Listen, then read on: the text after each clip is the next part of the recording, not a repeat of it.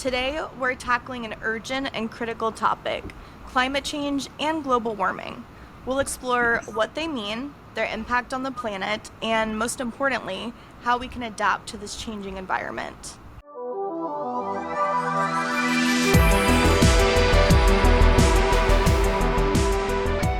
Welcome back. We're your host, Savannah. And Kaylin. Climate change refers to long-term alterations in Earth's climate patterns, which have been influenced by human activities. Global warming, on the other hand, specifically refers to the rising average temperatures on Earth due to increased greenhouse gas emissions. Which I didn't know that. I didn't know it had anything to do with gas or anything like that. Yeah. But as Um, you were raised that it's not real. Oh yeah, my parents and my church that I grew up in, which we'll get more into that in a future episode. Yeah. They pretty much taught me that global warming isn't real, climate change isn't real, so we don't need to worry about it. But now that I'm out of that and I'm in the real world, I'm learning it's very real and it's a huge threat right now. So that's why we're making Yeah. this video to educate everyone on it. Yes, And ma'am. just like we said for global warming, it's due to increased greenhouse gas emissions. Well, what are greenhouse gases? Well, greenhouse gases like carbon dioxide, CO2, it traps heat in the atmosphere, leading to a gradual increase in our planet's temperature. This Right. warming triggers various environmental changes with far reaching consequences. Right. So, now that we know what climate change and global warming are, what is the impact of climate change? Right. Well, it's happening right now. It's evident in rising sea levels, more frequent severe weather events like hurricanes, wildfires, disruptions to ecosystems, and the melting of polar ice. It affects Yeah. agriculture, water resources, and it can exacerbate poverty and food insecurity. The Mm-hmm. consequences of climate change are felt globally and require immediate attention and action from individuals, communities, and government. Right. So, now that we got this little educational background, Kaylin is going to talk a little bit about some stats and how we can adapt to this. Yes, just diving a little deeper based off of what you were saying. So first, what I want to show you guys before I talk a little bit more about this subject is actually a chart. So, what we're looking at is a chart created by Professor Elliot Jacobson. It is the North Atlantic Sea surface temperature anomaly for over the years. So it's the temperature differences. And if you look at the red line, you'll see the years between 1991 and 2020. And he explains that multiple times within the past couple months, he's had to extend the y axis on this chart Wow. to be able to mark our temperature rises because it is literally off the charts. That's crazy. And I mean, there's been a huge increase. And I know, I told you, I went scalloping this past weekend, and it was in the Gulf of Mexico in Florida. Yeah. And the water was not much hotter than out of the water in the sun. So that's one of the things I was actually going to mention is our temperatures and our waters right now in Florida have reached well above 100 degrees and are being compared to hot tubs. Oh my God. No wonder So it didn't not feel very cooling. only were you getting sun poisoning by being in the sun for a long period of time, you were literally boiling in water for hours. Gotta love it. So be careful out there. If you're going to the beach, if you're in the pool sometimes, even, like those temperatures are freaking insane. So the next point I wanted to bring up was heat waves in Europe killed more than 61,600 people last summer. So 61,000. 61,000. Heat. Almost 62,000 basically. And What? that's last Oh summer. my God. Not even this Now, summer. right. But with that being said, I am going to explain a little bit about our natural reoccurring weather patterns so you can understand that not only is this heat coming from climate change, it is also a natural weather pattern, but that's actually kind of making our situation worse if you look at it that way. Because what it's called is the El Nino Southern Oscillation, aka ENSO. Now, there's two segments basically within this oscillation weather pattern yearly. It's the El Nino and that Okay. is the warm weather patterns. And then there's La Nina, which is like our cold weather patterns. Um, this period, I'm not exactly sure how often it happens, but when it does happen, it lasts for about 2 to 7 years. So what that can mean, and we're just now entering it, is that from this point forward, for 2 to 7 years, it's going to continually get warmer without cooling down. Great. So, there's two ways to approach and address global warming. That's mitigation and adaptation. You've Yeah. explained a little bit of the mitigation part. You know, there's certain things we can do as a society to try to slow this down.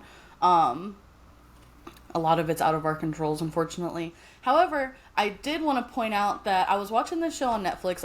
I've mentioned it in the past, but it's called The Future of. One of the episodes that I watched was actually about skyscrapers that they're building. And I Okay. mentioned this when we talked about the Montauk experiments, but companies are looking at better materials to build buildings and specifically skyscrapers Okay. that are more environmentally friendly because those materials are one of the biggest reasons that we're experiencing global warming. I mean, or climate change, I should say.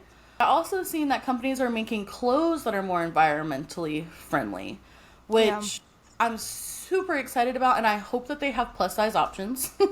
Because Same. as of right now, us plus size girls are stuck with either torrid or fast fashion, and that's not many options. And we'll talk about that in a further episode more. But I didn't realize that our clothes, when we wash them, have tiny plastic particles that release into the environment every time we wash them.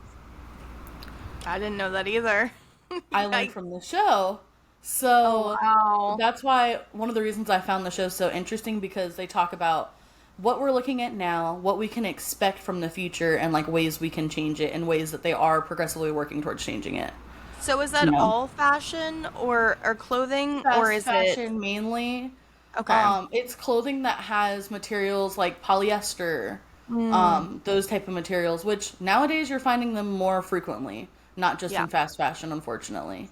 Right. One thing that I seen a lot is that scientists have not given up. Yeah. So that's a reason to be a little less stressed. Once our Very scientists have reassuring. given up, then Yeah. that's stressful for real. But It's here's some definitely things we reassuring should. though. Yes, Oh, very sorry. reassuring because we need that a little bit in these Mm, times. Because as a person of society, it's just like you feel helpless, you know. yeah. But these are the things we should be preparing to adapt for.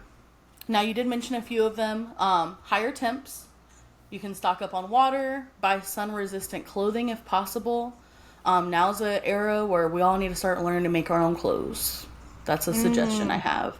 If you're mm-hmm. looking to pick up a new hobby, try to learn how to make some clothes that can withstand long periods of time, something light that's not too hot. Stay indoors if possible. Try not to be outdoors for long periods of time in this heat because heat stroke is real and it is affecting people today. It's dangerous at this It's point. very dangerous. It's not like every No. other summer we've had in the past. It's different at this This is point. the highest heats we've ever recorded in history. Not saying Hmm. it's the highest heats because we didn't start recording our weather, you know, Yeah. at the beginning of time, but as we know of, this is the highest heat so far. Another thing to prepare for is extremely high humidity rates. A lot of people don't Mm. think about that in the long term. Dehumidifiers, fans. I know money, it takes money, but if you can, these are things, if you're going to invest in something, these are the things you should be investing for this. House plants lower humidity. If you don't have money for a dehumidifier, or even if you do, that's something that can help. Stay very hydrated. I can't stress enough. Like, prepare, Mhm. stock water. You need water. At the end of the day, as long as you have water, you can survive.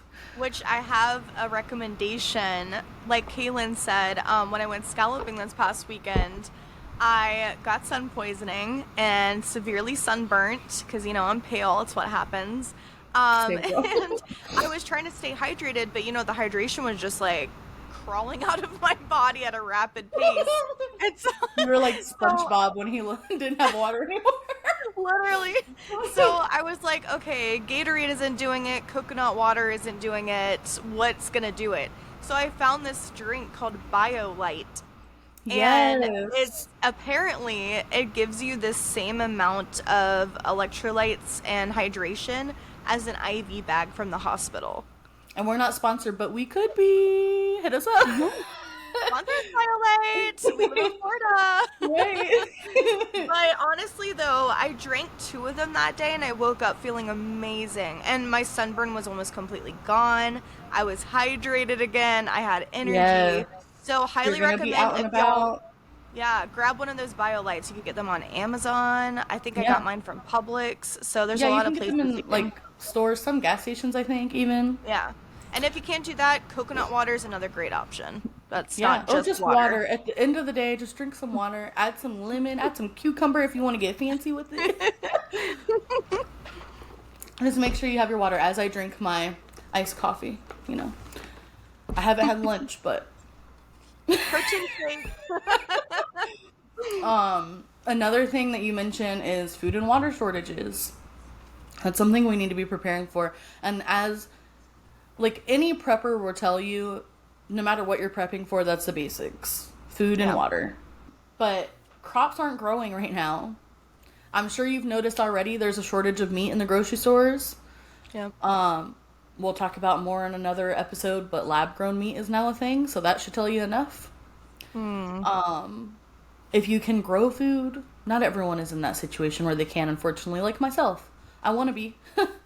But if you can, take advantage of it. If you have land, take advantage of it. Yeah. If not ever now, needs to be the Yeah. time. And even if you don't have a lot of land, you can always do like a mini garden. Like I Yeah, have like one, herbs and veggies, you know? yeah. I have one and it's in one of those, what are those things called? Galvanized tubs. It's in a Yes. big round galvanized tub and it's filled with soil and rocks to help, the water penetrate deeper. And I think I'm growing like Right. basil, mint, strawberries. So you can do things like that. You can grow small Yes. veggies. You can put it in like a more portable area instead of just in Right. the ground. Try Because I to know in stock up on Florida, canned stuff. yeah, You for know, sure. oats Yeah. is my favorite thing to prep with because, like, I could probably eat Mhm. overnight oats if I had to for a good minute. And it's cheap. It's They're so cheap. cheap. And you can find it Yeah, don't go anywhere. spending all of your savings on it, but do what you can. When you go grocery shopping, buy a couple more little things. And Yes. just slowly add up over time. That's the best thing you can do, you know? Also, preparing for bad storms, hurricanes, floods, blizzards, um, just all of that stuff. That's going to become worse and worse as the years go by. And also, if you're able to have some kind of like, I know this sounds, like a lot, but have like an escape route or a Yeah. backup option planned. Like, I know people that have hurricane shutters and, Yeah. better houses than I do, that I would go there in the event of like a really bad Exactly. hurricane or something. But Have just make some sure it's sort of plan. nearby. Because you don't Yeah. want to be like stuck on the road with traffic and stuck there in hours My and hours of mom traffic. My mom literally printed me out walking instructions to get to my aunt's house. That's a couple hours from me in case of emergency. That doesn't take any main roads that would be caused like stuck with traffic. Love that for you. So if it's as That's simple as amazing. that, it's as simple as that, you know. Another thing is people are going to be migrating to more sustainable areas. So if possible, staying away from urban areas is a good idea, especially if you're like looking to buy a house soon or anything like that. Because, and I know it's not always possible. It feels like every area is urban these days. Like it's just so overpopulated. But you don't want to be in an area that is already populated whenever we're about to look at more people coming in. Especially in a time of crisis, because then the things that you need are not going to be available to you anymore. Just try not to overthink things. Try to think logically instead of in a panic. Yeah. And, do the best that you can. That's all we can do. Yeah. I mean, these are really urgent things that we need to talk about and we need to address. But by adapting our lifestyles and by promoting sustainable practices, we can all contribute to a healthier and more resilient planet.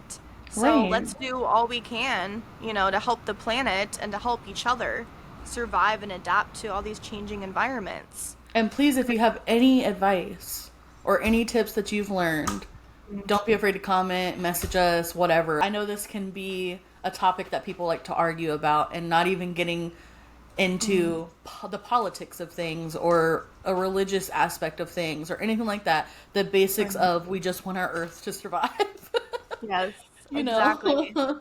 And if we all work together, united in this issue, then maybe we can actually get somewhere. That's my Yeah. hope. So, if you guys found this video helpful, give it a thumbs up and share it with your Yes. friends. Please. Don't forget to subscribe and hit the notification bell for more content on important topics.